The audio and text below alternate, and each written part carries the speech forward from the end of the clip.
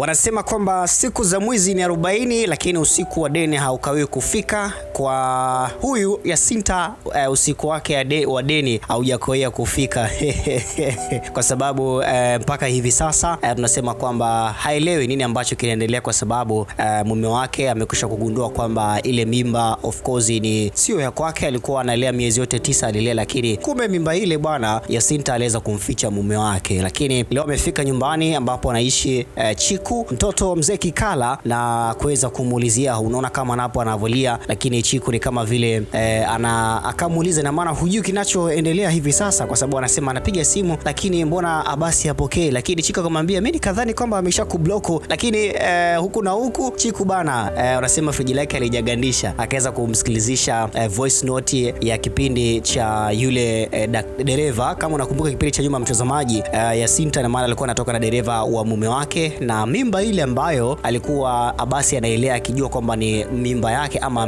mtoto ni wa kwake, kumbe mimba ilikuwa sio ya kwake, ni ya dereva. Lakini hapa Yasinta ni kama vile wanasema amechanganyikiwa, kwa sababu amefika nyumbani kwa Abasi apokee simu zake, na Chiku akamsikilizisha voice note siri ambayo tunasema imefichuka, na hivi sasa tunasema kwamba Yasinta haelewi. Siku za mwizi ni 40 zimefika, Yasinta haelewi nini afanye. Na mwisho unaona Yasinta anaweka mikono kichwani, anasema kwamba limekwisha kwa sababu siri tayari Abasi amekwisha kuifahamu. Je, nini ambacho kitaendelea katika Kombolela? Dondosha comment yako chini hapo. Je, unahisi nini ambacho kitaendelea?